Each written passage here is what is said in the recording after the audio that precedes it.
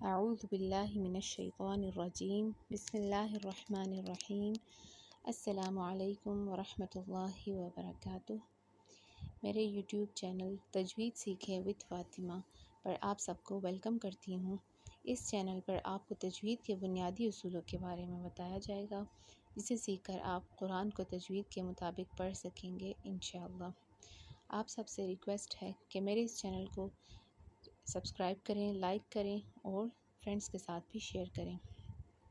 جیسے کہ آپ جانتے ہیں ہمارا پچھلا ٹاپک، ہماری جو فرسٹ ویڈیو کا ٹاپک تھا وہ علم التجوید کی اہمیت تھا۔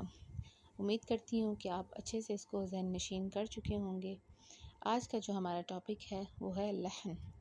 لحن are the common mistakes we normally commit while we recite Quran. لحن کے معنی، لحن کے لغوی معنی غلطی کرنا ہے۔ لحن کی تعریف، تجوید کے خلاف قرآن پڑھنا یعنی غلط پڑھنا یا بے قاعدہ پڑھنا۔ لحن کی اقسام، لحن کی 2 اقسام ہیں۔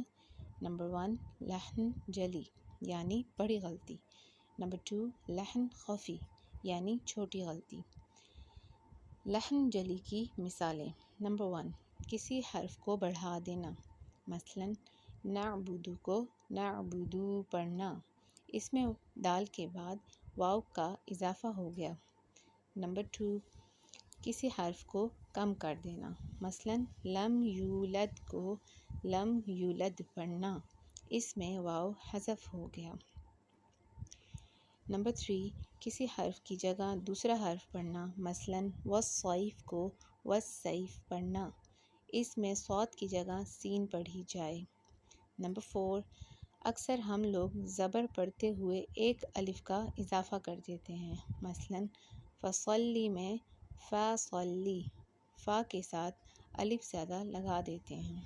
نمبر 5 حرکات میں تبدیلی کرنا جو کہ بہت عام ہے، مثلا زبر کی جگہ زیر پڑھنا، مثلا من میں میم کی زیر کو زبر یعنی من پڑھنا۔ نوٹ: لحن جلی سے قرآن مجید کے الفاظ کے معنی میں تبدیلی آ جاتی ہے، اس لیے اس کا حکم حرام ہے۔ بسا اوقات اس طرح پڑھنے سے معنی کفر و شرک تک پہنچ جاتے ہیں۔ استغفر اللہ۔ ہمیں کوشش کرنی ہے کہ ہم قرآن کو اچھے سے پڑھیں، تجوید کے ساتھ پڑھیں اور غلطیوں سے پاک پڑھیں۔ نیکسٹ ویڈیو میں پھر ہم انشاءاللہ ملیں گے۔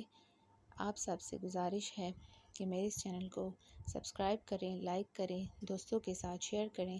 اپنا بہت سارا خیال رکھیں۔ انشاءاللہ ہم نیکسٹ ویڈیو میں ملیں گے۔ تب تک کے لیے السلام علیکم ورحمۃ اللہ۔